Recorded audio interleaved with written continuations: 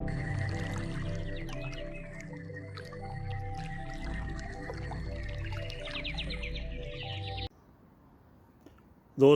नमस्कार। मैं शिव कुमार शर्मा एक नई कहानी के साथ। कहानी का शीर्षक है गाय का जूठा गुड़। दोस्तों एक बार की बात है कि मैं शाम के समय अपने घर से 3-4 किलोमीटर दूर सैर करने के लिए गया। जब मैं थक गया तो वहाँ पर बैठकर थोड़ा विश्राम करने लगा। मौसम सुहाना था, शाम का समय था। कुछ गायें पास में ही चर रही थी।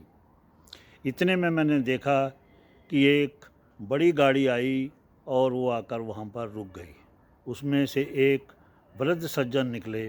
उनके हाथ में एक थैली थी और वो चबूतरे के ऊपर उन्होंने उसमें से गुड़ फैला दिया और गायों को बुलाने लगे। आस्ते आस्ते करके सारी गायें नज़दीक आ गई और वो गुड़ खाने लगी। कुछ गायों को वो वृद्ध सज्जन जो थे वो गुड़ अपने हाथ से खिला रहे थे और कुछ गायें खुद गुड़ खा रही थी। थोड़ी देर में गायें गुड़ खाकर वहाँ से चली गई। गायों के जाने के बाद उस महाशय ने जो जूठी गुड़ की ढेलियाँ बची हुई थी वो उठा उठा कर खाने लगे।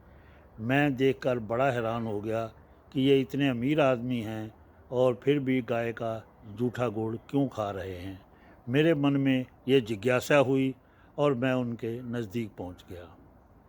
मैंने उनको प्रणाम किया और ये जानना चाहा कि आप ये जूठा गुड़ क्यों खा रहे थे। तो महाशय ने मुझे अपने पास चबूतरे पर बैठा लिया और कहा, तुम जानना चाहते हो कि मैं ये जूठा गुड़ क्यों खा रहा था? बोले हाँ। तो बोला सुनो। बोला ये कोई 40 साल हो गए तब मैं अपने घर से बाहर नौकरी की तलाश में आया था। रास्ते में ट्रेन में मेरे कपड़े और पैसे चोरी हो गए। मैं यहाँ पहुँचने के बाद दिन भर मारा मारा घूमता रहा। मुझे कहीं नौकरी नहीं मिली और दिन भर भूखा और प्यासा ही रहा। शाम को यहाँ जो चबूतरा तुम देख रहे हो ये चबूतरा नहीं होता था, यहाँ पर एक पीपल का पेड़ होता था। मैं आकर इस पीपल के पेड़ के नीचे बैठ गया। थोड़ी देर के बाद मैंने देखा कि एक बूढ़े से व्यक्ति यहाँ आए और उन्होंने 2 गुड़ की ढेलियाँ बाहर निकाल के रख दी और वहाँ पर गाय भी चल रही थी। वो गाय आई और उन्होंने गुड़ को नहीं खाया और वो वापस चली गई और वो वृद्ध सज्जन भी चले गए। मैं भूखा प्यासा तो था ही, इसलिए मैंने वो गुड़ उठाया और खा लिया और वहीं पर रात को सो गया। अगले दिन फिर सुबह मैं काम की तलाश में निकला, लेकिन दुर्भाग्य मेरे साथ था। मुझे फिर काम नहीं मिला और मैं शाम को इसी पीपल के पेड़ के नीचे आकर बैठ गया। तो वो बूढ़े आदमी फिर आए और उन्होंने 2 गुड़ की ढेलियाँ गायों के लिए रखी और वो चले गए। अब गाय आई और उन्होंने गुड़ नहीं खाया, फिर वापस चली गई। मैंने वो गुड़ उठाया और फिर खा लिया और फिर रात को सो गया।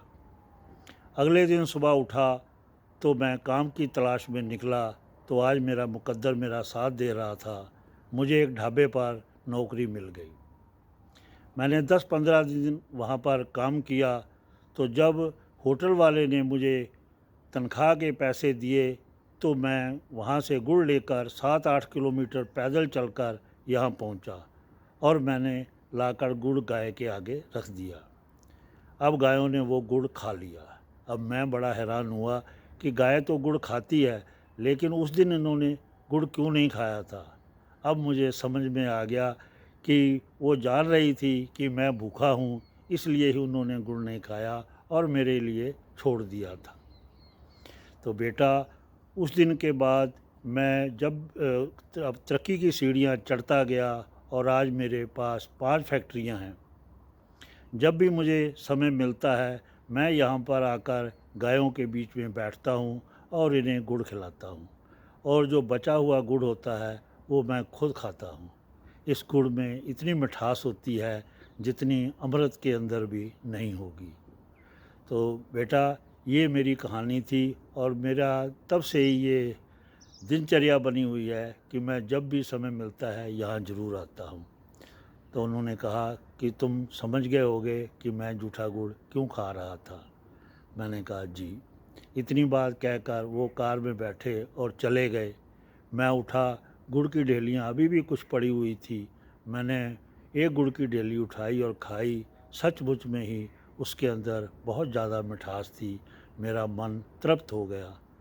तो दोस्तों, कई बार जानवर भी इंसान की हालत को समझ लेते हैं। जिस प्रकार गायों ने जान लिया था कि ये व्यक्ति भूखा है और हम तो घास खा लेंगी, ये बेचारा क्या खाएगा, उन्होंने उसके लिए वो गुड़ छोड़ दिया था। दोस्तों, आपको ये कहानी कैसी लगी कमेंट्स कॉलम में ज़रूर लिखिएगा, और पसंद आए तो उसे शेयर करना भी ना भूलें। धन्यवाद। नमस्कार।